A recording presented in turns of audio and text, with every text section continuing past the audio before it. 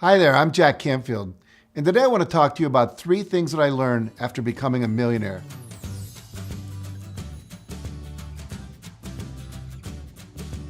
Now, since you may also have the goal of becoming a millionaire one day, you may find it helpful to learn these lessons now, and I think some of them might surprise you.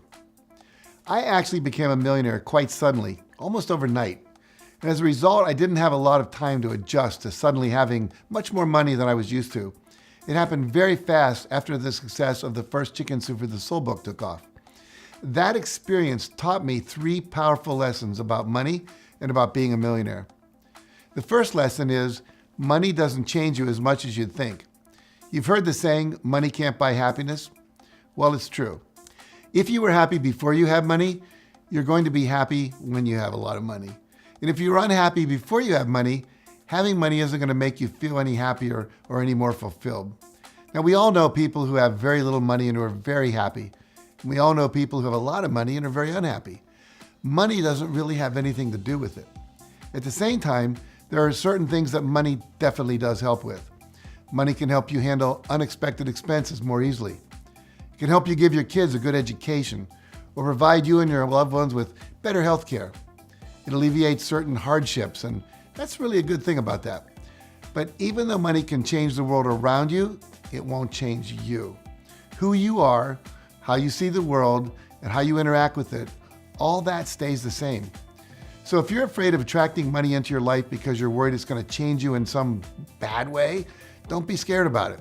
Having money simply tends to amplify the person you already are. If you're a good person who wants to make a positive impact in the world, you can do a lot more good things when you have money.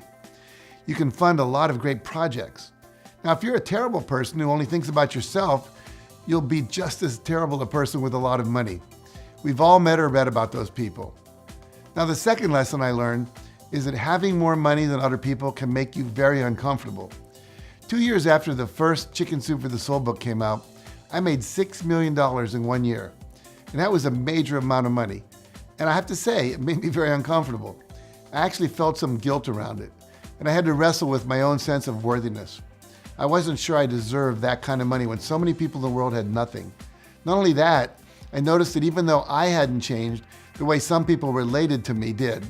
In the eyes of many, Jack Canfield, the millionaire, was a very different person than Jack Canfield, a relatively successful speaker and coach. And having people treat me differently all of a sudden was a very uncomfortable experience. Now, I did eventually get used to it as I became more comfortable being a person with money, but it did take some time. Now, the final lesson I learned when I became a millionaire is this: money forces you to look at what you truly value. As I became more comfortable with having money, I had to take responsibility for it and decide what to do with it. I had to figure out what was most important to me, what were my values, and what did I really truly care about.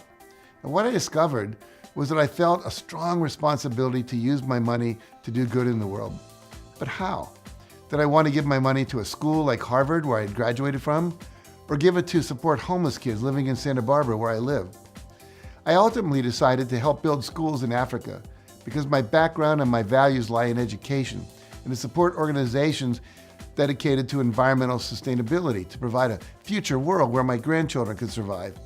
So that's how I chose to give back. And I also sat down with my family, and together we decided what local charities we were going to donate money to. It was a great opportunity to educate my kids on good money habits and the responsibilities of having money. Now, of course, there is also the danger of buying too much stuff when you have money. People who suddenly have a lot of money may be tempted to make a lot of big purchases and surround themselves with way too much stuff they don't really need. When I first became wealthy, I went through a phase that I call my nouveau riche stage, in which I spent too much money on nice sweaters and clothing. And at one point, we even had a personal chef cooking all our meals.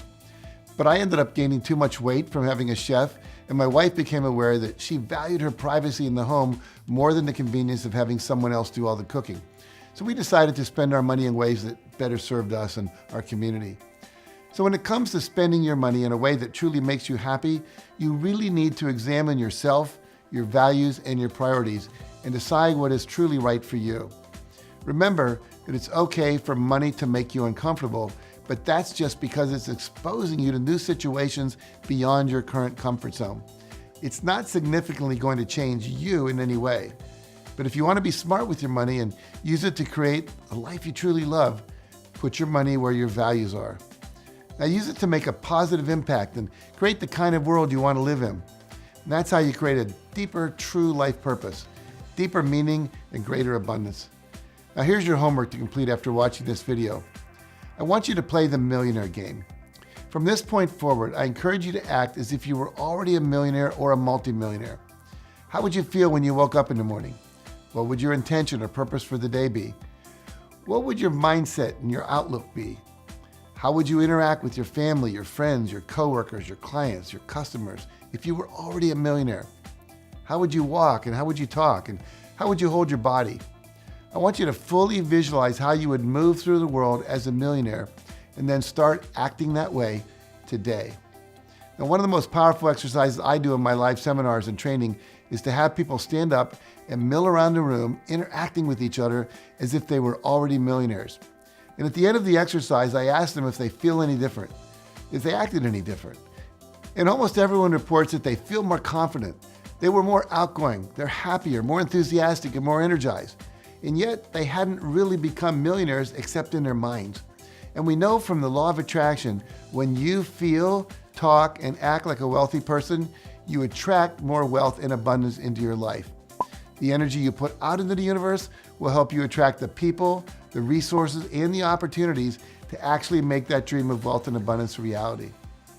So I'd like you to leave a comment below with your thoughts, and I'll be sure to read it and get back to you if I can. So thank you for watching, and remember, nothing will change for the better until you do. Now, if you found this video helpful, make sure you like it, share it with a friend who may need it, and subscribe to my channel for more videos like this one. And for some additional resources on how to attract wealth and abundance into your life, visit my website at jackcanfield.com. Thanks again for watching.